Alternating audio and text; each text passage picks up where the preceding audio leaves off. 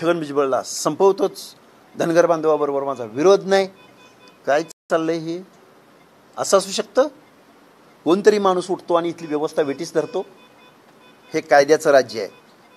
हे महामानव डॉक्टर बाबासाहेब आंबेडकरांच्या संविधानाचं राज्य आहे, ज्याच्यात समतेचं तत्व आहे, ज्याच्यात बंधुतेचं तत्व आहे, ज्याच्यात फ्री अँड फेअर पॉलिसी आहे, ज्याच्यामध्ये स्वातंत्र्य आहे. आणि कोणतरी माणूस आणि तुम्ही त्याला एंटरटेनमेंट करता. मला खेद व्यक्त करावा असा वाटतो या शासनाचा, शासनामधल्या मंत्रिमंडळाचा, मुख्यमंत्र्यांचा.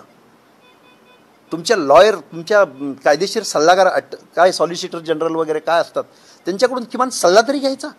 फॅक्ट अँड फॅक्च्युअलपासून जेवढं दूर पळाल तेवढे तुम्ही अडचणीत सापडाल. तुम्ही समजावून सांगा. मराठा समाजातल्या तरुण बांधवांना माझी विनंती आहे की रिझर्वेशन आपली उन्नती करण्यासाठी, आपलं चांगलं जीवन जगण्यासाठी रिझर्वेशन हा एकमेव उपाय नाही.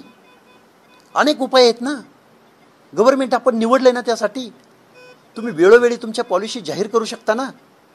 वसंतदादा पाटील ज्यावेळी मुख्यमंत्री होते त्यावेळी मराठा समाजातल्या तरुणांच्या या बेरोजगार, तसाही प्रश्न होता. ही माणसं किती आबाळा एवढी होती. वसंतदादा पाटलांच्या कालावधीमध्ये शिक्षण संस्था आणि कोऑपरेटिव्ह सेक्टरमध्ये खूप प्रचंड प्रमाणात या महाराष्ट्रामध्ये बढावा तिथून पुढे सुरू झाला. तर त्यावेळीचा त्यांचा उद्देश असा होता की हा जो तरुण आहे, हा जो बेरोजगार आहे, ह्याला आपल्याला ऑर्गनायझड करायचं आहे, त्यांना कोऑपरेटिव्ह सेक्टरमध्ये आणायचं आहे आणि त्यांची उन्नती साधायची. मग सहकार हा रिझर्वेशन व्यतिरिक्त, रिझर्वेशनला पॅरलल, कोणीतरी म्हणालं होतं, आता मी त्याचं नाव घेऊन मी त्यात माझा प्रश्न डायव्हर्ट करू इच्छित नाही, की या दलितांना वगैरे भटक्यांना रिझर्वेशन दिलं, माझ्या तरुणांना मी काय द्यायचं. मग तो सहकार पुढे आलाय आणि या सहकारानं या माझ्या महाराष्ट्राचा पुरता बट्ट्याबोळ करून टाकलाय. सहकार फक्त एका विशिष्ट जातीच्या हातामध्ये, त्याची मालकी फक्त एका विशिष्ट जातीच्या हातामध्ये. आणि माझ्या महाराष्ट्राचं जी इकॉनॉमी आहे, माझ्या महाराष्ट्राची जी अर्थव्यवस्था आहे, त्या महाराष्ट्रामधलं सर्वात मोठं बजेट या लोकांसाठी खिरापत वाटल्याप्रमाणे वाटलं जातं. आणि आमच्या सामाजिक न्यायाच्या योजनासाठी माझ्या या फुले शाहू आंबेडकरांच्या महाराष्ट्रामध्ये 1% बजेटसुद्धा हा फुले शाहू आंबेडकरांचा महाराष्ट्र देत नाही. ही खंत आणि खेद मला इथं व्यक्त करावा असं वाटतो. त्याचमुळे हे राजकारणी किंवा ही जी सहकार क्षेत्र चालवणारी मंडळी जरांगींना एंटरटेनमेंट करते का? हाच उद्देश असेल की त्यांच्याकडे तुम्ही डायव्हर्ट होऊ नये? प्रश्नच नाही. काय झालंय, एक 2-4 कारखाने, काय होतंय, निवडणुका जिंकायच्या आणि पुढे निवडणुका येऊ घातल्या की सत्तेतला पक्ष काय करतो, कारखानदारांना जवळ घेतो आणि म्हणतो तुझं काय झालंय, तुझी काय अडचण आहे, तुझा का कारखाना बंद पडलाय. हो, डायरेक्ट तुम्ही 100 कोटीमध्ये तुम्ही त्यांना तरतुदी करता. आणि आमच्या ह्या ओबीसी भटक्या विमुक्त जाती जमातीच्या आश्रमशाळांना तुम्ही वेळेवर अनुदान देत नाही. महाज्योतीला पैसे देताना हाताकरता घेता. वसंतराव नाईक महामंडळ असेल, महात्मा फुले आर्थिक विकास महामंडळ असेल, पुण्यश्लोक अहिल्यादेवी होळकर शिळीमेंढी महामंडळ असेल, तुम्ही 5-10 कोटीचा निधी देत नाही. माझ्या धनगर बांधवांना, माझ्या म्हणजे का म्हणतोय मी हे, तुम्ही बहुसंख्येनं असून तुमचा उपयोग काय, हे हे हे माझ्या महाराष्ट्राला कळलं पाहिजे. माझ्या महाराष्ट्राची सामाजिक स्थितीगती कळली पाहिजे माझ्या या बांधवांना. जरांगे पाटील जर सगळी सोयरे शब्दाच्या अंमलबजावणी झाली नाही तर मंडल आयोग चॅलेंज करणार असं ते म्हटलं. अरे मंडल आयोग महाराष्ट्रासाठी आहे का दादा? अरे मंडल आयोग देशासाठी आहे. 92, 93, 94च्या कालावधीमध्ये या देशात दंगली झालेत. महाराष्ट्रातले कोण नेते काय म्हणाले होते हे मला बोलायला भाग पाडू नका, कारण मी संविधान मानणारा, कायदा सुव्यवस्थेबाबत विचार करणारा संवेदनशील कार्यकर्ता आहे. त्यावेळी काय करावं लागलं, कुठल्या दिव्यातनं पुढं जावं लागलं हे माझ्या ओबीसीच्या स्वर्गवासी सगळ्या नेत्यांना माहिती आहे. आज अण्णासाहेब डांगे हयात आहेत, त्यांनासुद्धा ह्या गोष्टी विचारू शकता. काय करावं लागला हा मंडल आयोग इम्प्लिमेंट करण्यासाठी. प्रतापराव ढाकणे या आमदारानं महाराष्ट्राच्या विधानसभेमधला राजदंड पळवला होता. तुम्ही मंडल आयोग काय इम्प्लिमेंट या महाराष्ट्रामध्ये करत नाही. ओबीसीचं आरक्षण, जाती घातल्या गेल्या, ओबीसी असेच आले, त्यांचा कुठला सर्वेच झाला नाही, त्यांना खिरापत वाटली, त्यांना काय गरज होती, असली मोगाम वक्तव्य इथून पुढं कुठल्याही नेत्यानं करायची नाहीत. हा माझा इथं त्या बांधवांना विनंती आहे. एक महिन्याच्यात मराठा आरक्षण दिलं समजा ओबीसी मधून तर 288 उमेदवार उभं करणार. मग जनतेच्या दरबारात जावं ना. अहो तुम्ही आत्ता पण सत्तेत आहात, तुम्ही वेगवेगळे एक्झर्शन करता आहात, पण न्याय व्यवस्था आहे ना इथं. तुमचे मुख्यमंत्री नाहीत का आत्ता? मी डायरेक्ट असं बोलतोय कारण लोकांना कळावं, कारण आम्हाला सापत्न वागणूक देतात इथले लोक. मुख्यमंत्री कधी नव्हते तुमचे, कधी नव्हते आमदार खासदार तुमचे. Who is law implementer, law maker and law implementer तुम्हीच राहिलाय ना. अरे रिझर्वेशन पॉलिसीचा अभ्यास करा. का दिलं जातं रिझर्वेशन, कोणत्या परिस्थितीमध्ये दिलं जातं, परत कुणाला दिलं जातं, कोणत्या दिव्यातून सामोरं जावं लागतं, कुठले निकष असतात, संविधानाला काय अपेक्षित असतं. बरं ते चुकून जर कुठल्या एखाद्या नारायण राणे कमिटीसारख्या कमिटीकडून गेलंच तर त्याला ते कसं चुकीचं आहे हे सुप्रीम कोर्टाला 650 पानाच्या जजमेंटमध्ये जजमेंट द्यावं लागतं. मग त्यातल्या थोड्या गोष्टीकडे मी स्पर्श करायचं म्हटलं तर त्या जजमेंटनं बघा, मी राज्य मागासवर्ग आयोगाचा सदस्य म्हणून ज्यावेळी या महाराष्ट्रात काम करत होतो त्यावेळी आमच्या आयोगानं एकमतानं असा ठराव केला होता की आम्हाला राज्य शासनानं शिक्षण नोकऱ्यामधलं जे काही रिप्रेझेंटेशन आहे ते कुठल्या कम्युनिटीला किती रिप्रेझेंटेशन आहे त्याचं आम्हाला लेखी उत्तर मिळावं. आम्ही 3 रिमाइंडर दिले शासनाला, पण शासनानं आम्हाला एकही त्याचं उत्तर दिलं नाही. हे उत्तर न देण्याचं कारण असं होतं की मराठा समाजाचं शिक्षण नोकऱ्यामधलं प्रतिनिधित्व त्यांच्या लोकसंख्येच्या दुप्पट ते तिप्पट प्रमाणात आहे. विधानसभेमधलं प्रतिनिधी, लेट मी कंप्लीट, विधानसभेमधलं प्रतिनिधित्व त्यांच्या लोकसंख्येच्या 3 ते 4 पट आहे. लोकसभेमधलं प्रतिनिधित्व 3 ते 4 पट आहे. रिझर्वेशनचं एक तत्व असं आहे की रिझर्वेशन ही खिरापत वाटण्याचा प्रोग्राम नाही, आर्थिक विकासाचा प्रोग्राम नाही. रिझर्वेशन हे पर्याप्त ॲडिक्विट रिप्रेझेंटेशन म्हणजे पर्याप्त प्रतिनिधित्व. प्रत्येक घटकाला माझ्या या संविधानामधल्या कायद्याच्या निर्णय प्रक्रियेमध्ये, एज्युकेशनमध्ये, सिव्हिलायझेशनमध्ये सामावून घेऊन या माझ्या 12 करोड जनतेचं हित आम्हाला कसं राखता येईल आणि मग हे कायद्यात मधलं हे संविधान, मग त्याला अटॅचमेंटच द्यायची म्हणलं तर शिवाजी महाराजांच्या रयतेचं राज्य तुम्ही 12 करोड जनतेचं, अहो मराठे आमचे महाराष्ट्राच्या बाहेर गेले की मराठे होतात, मग त्यामध्ये सगळेच येतात. हा विषय अजून डिफरंट आहे, मी त्याला वेगळ्या याला स्पर्श नाही करू इच्छित, परत कधी बोलेल.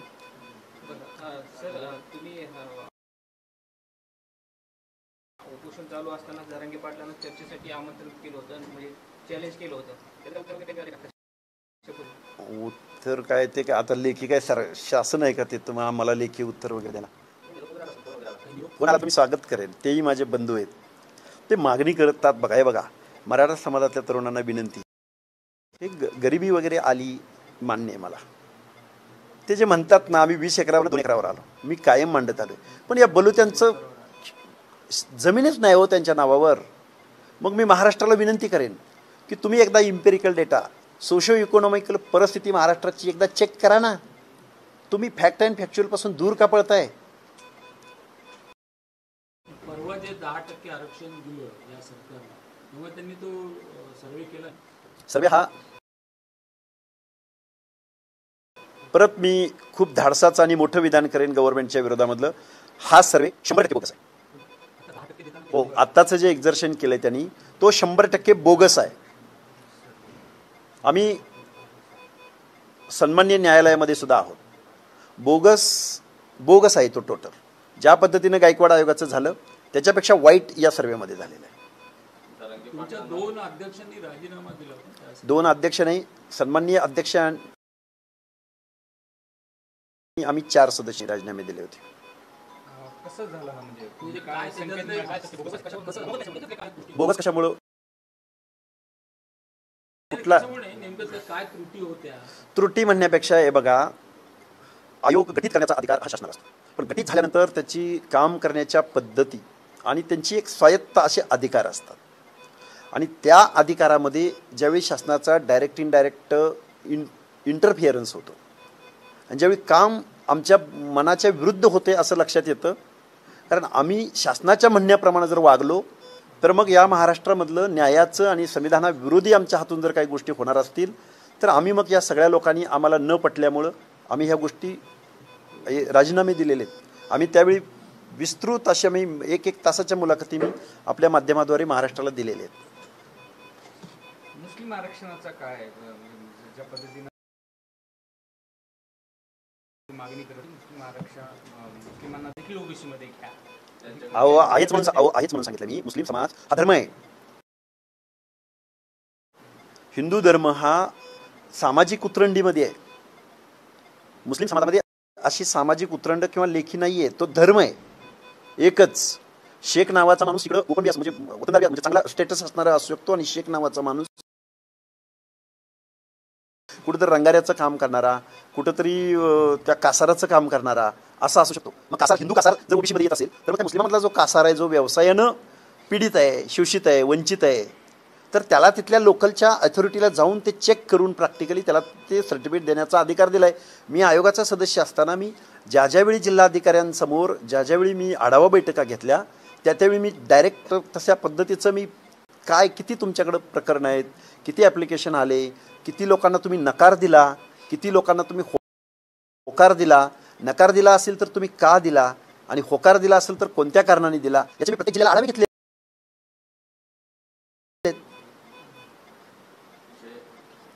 हे जे बोगसचा तुम्ही आरोप करताय, कुणबी प्रमाणपत्र 57 लाख आहेत ते, आता त्याची छाननी आणि त्याचं कसं करणार?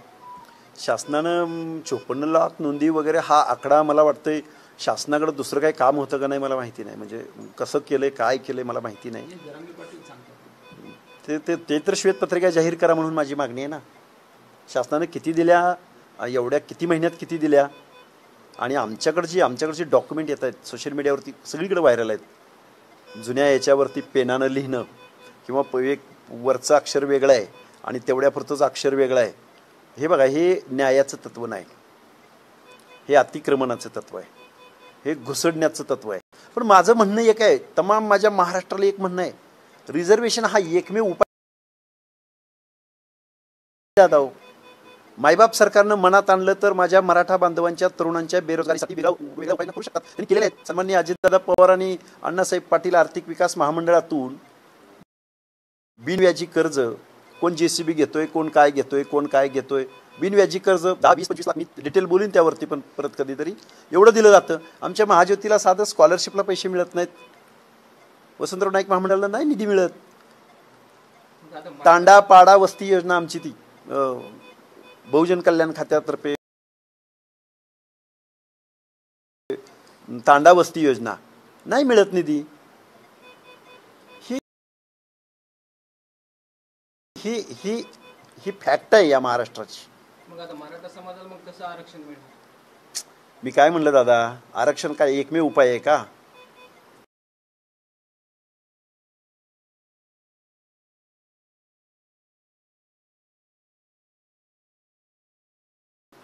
मराठा समाजाला आरक्षण मी मगाशी सांगितलं तुम्हाला, सामाजिक स्थितीगती, लिटरेचर, इतिहास, तुम्हाला इथल्या व्यवस्थेमध्ये गावगाड्यामध्ये सामाजिक सापत्न भावाची वागणूक जर माझ्या मराठा बांधवांना इथल्या व्यवस्थेकडून दिली जात असेल,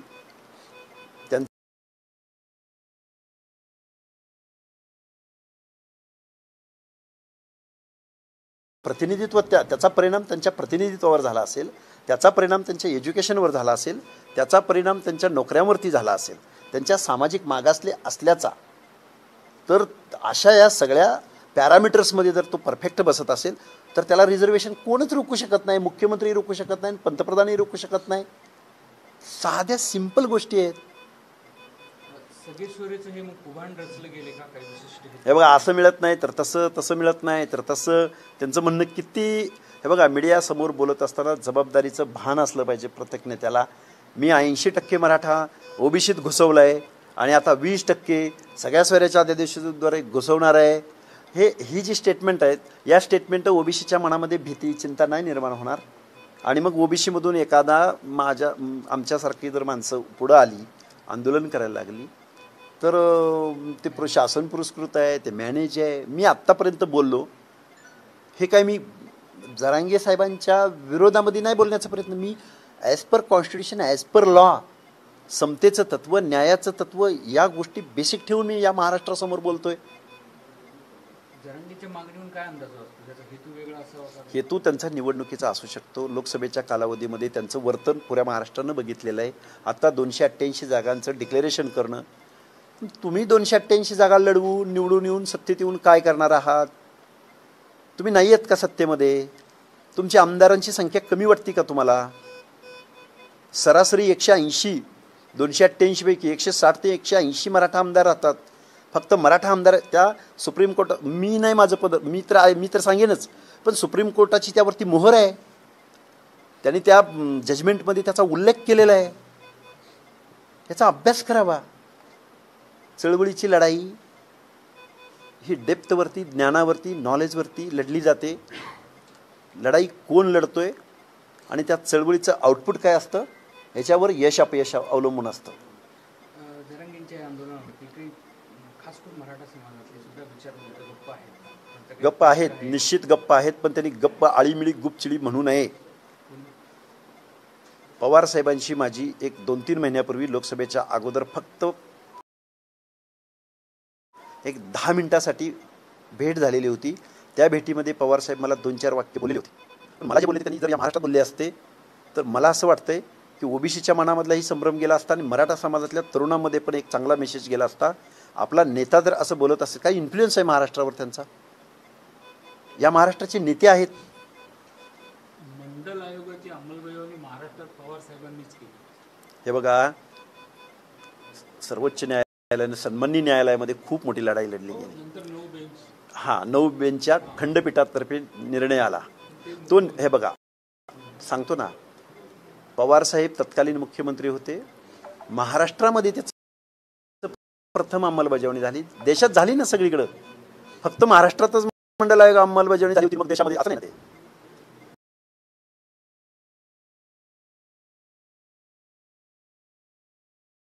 जरांगे आता बोलताना असं म्हणाले की त्यावेळेस त्यांनी जी चूक केली ती आता नाही. चूक कशी चूक केली त्यांनी? असं ते म्हणाले. ते काही म्हणतात चूक केली, हे केलं म्हणजे जरांगेंना असं समाजाला ओबीसी मध्ये मंडल आयोगात घ्यायला पाहिजे होतं असं त्यांचं. ते निकष झाले पाहिजे. सर्वे झाला त्यावेळी. मंडल आयोग बिंदेश्वरी प्रसाद मंडल, BP मंडल यांनी देशभर दौरा केला. तत्कालीन परिस्थितीमधल्या त्या राज्यातल्या तज्ज्ञ विचारवंत. बरं, याच्याही पलीकडे जाऊन सांगू का साहेब, सगळ्या महाराष्ट्राला माझी विनंती आहे, न्यायमूर्ती PB सावंत यांचं ह्या आरक्षणासंदर्भातलं एक तेच जजमेंट देण्यामध्ये होते महाराष्ट्रामध्ये. त्यांचं सुद्धा खूप याच्यावरती चिंतन आहे, मनन आहे. त्यांनी सुद्धा रिझर्वेशन पॉलिसीविषयी खूप लिहिलेलं आहे.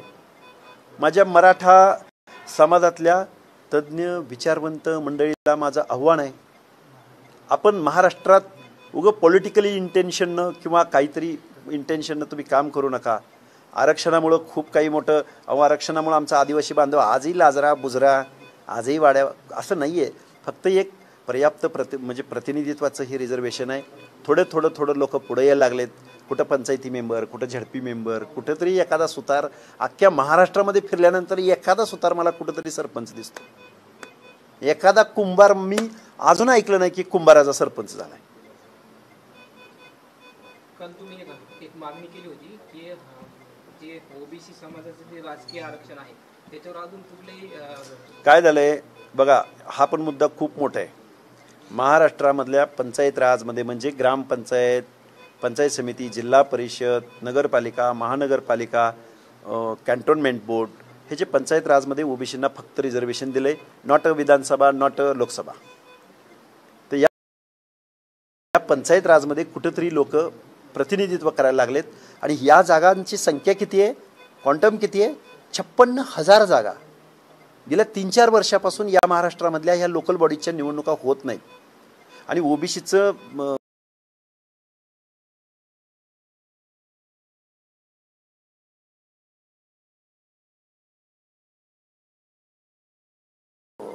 रिझर्वेशनच्या केसेस चालू आहेत. तर 3 वर्ष झालं न्यायालयामध्ये ह्याच्यावरती हिअरिंग चालत नाही. मग हे हिअरिंग चालण्यासाठी सन्माननीय न्यायालयाला विनंती करणार आहे का आता ओबीसीचं रिझर्वेशन स्टॉप करून पंचायत राजमध्ये तुम्ही फक्त SC ST ला रिझर्वेशन, SC ST तर दिलंच पाहिजे, ते कोण नाकारूच शकत नाही. पण मग पंचायत राजमधलं ओबीसीचं आरक्षण संपल्याच जमा आहे, कारण कोर्ट निर्णय देणार आहे. म्हणजे ओबीसी बांधवांना माझी कळकळीची विनंती आहे, बोगस नोंदीद्वारे तर आपलं आरक्षण संपलंयच. बजेटमध्ये तर तुम्हाला बजेट मिळतच नाही.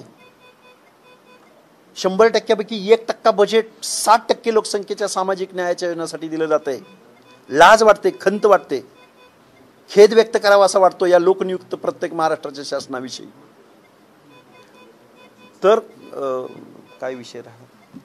त्या निवडणुका पंचायत राज हां, पंचायत राजमधल्या निवडणुका 56,000 जागा गेलेल्या आहेत. सन्माननीय शासनानं सन्माननीय कोर्टाकडं ते हिअरिंग घेण्यासंदर्भात विनवणी करावी, नाहीतर इथून पुढच्या लोकल बॉडीच्या निवडणुका ह्या ओबीसी आरक्षणाशिवाय होतील.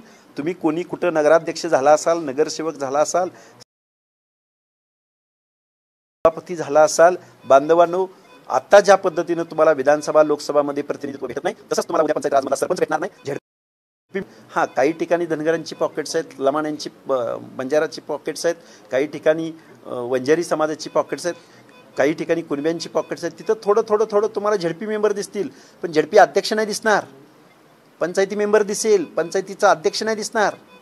एखाद्या वार्डामध्ये एखादा चांगला मजबूत माणूस नगरसेवक झाला होईल, महापौर नाही दिसणार. हात जोडून माझी कळकळीची विनंती आहे ओबीसी बांधवांनो, तुमचं आरक्षण वाचवायला हितला कुठलाही पुढारी, आमदार, खासदार येणार नाही. तुम्हाला आम्हाला चळवळीतल्या सगळ्या पोरांना एकत्रित येऊन हे आरक्षण वाचवावं लागेल. हैदराबादचं गॅजेट जो विषय करतात तो काय त्याच्यामध्ये नोंदी आहे? अहो, मी काय बोलतोय मगापासून, कुणबीची नोंद असेल तर कुणबीला आरक्षण देण्यापासून कोणीच रोखू शकत नाही. मी प्रश्नच नाही. बर, 2004च्या GR नुसार जर त्यामध्ये मराठा कुणबी असं लिहिलं असेल, ठीक आहे ना, मग 2004च्या ह्याच्यानुसार ते एंटर पण करू शकतात. पण तुम्ही करेक्शनच्या माध्यमातून जर सर्टिफिकेट इश्यू करत असाल, त्याच्यावर आमच्या हरकती आहेत, त्या हरकतीची श्वेतपत्रिका या महाराष्ट्र शासनाने जाहीर करावी.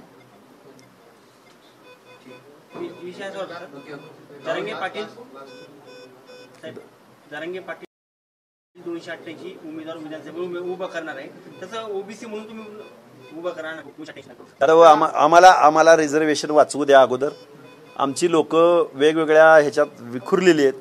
आमची लोक पोटार्थी आहेत, प्रपंचाचं पडलंय, त्यांना पोट भरायचं पडलंय.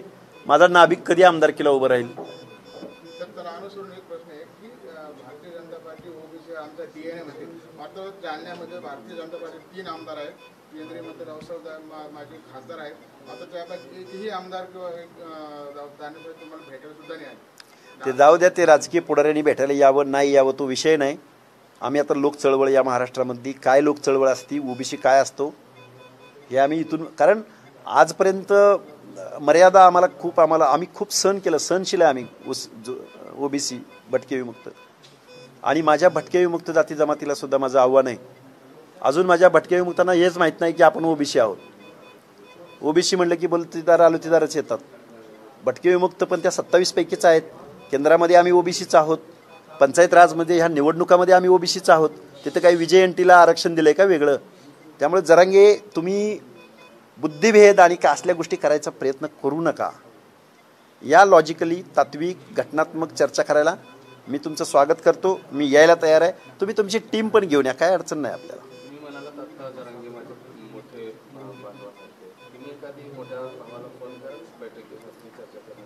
घटना सांगते समतेचं तत्व, घटना सांगते सर्वांना समान अधिकार आहेत. पण हे समान अधिकार अजून आमच्या महाराष्ट्र 1000 वर्षाची हे काढायचे ना, आपल्याला व्यवस्था बदलायची ना. हे समान केलं यासाठी काही लोक माग आहेत, त्यांना पुढं घेण्यासाठी हे प्रोटेक्टिव्ह समतेचं तत्व दिलं गेलंय, रिझर्वेशन पॉलिसी. त्यामुळे जरांगे मोठा भाऊ, लहान भाऊ, शिवाजी महाराज मावळा म्हणायचे सगळ्यांना. ते जातीच्या नावानं बोलवत नव्हते.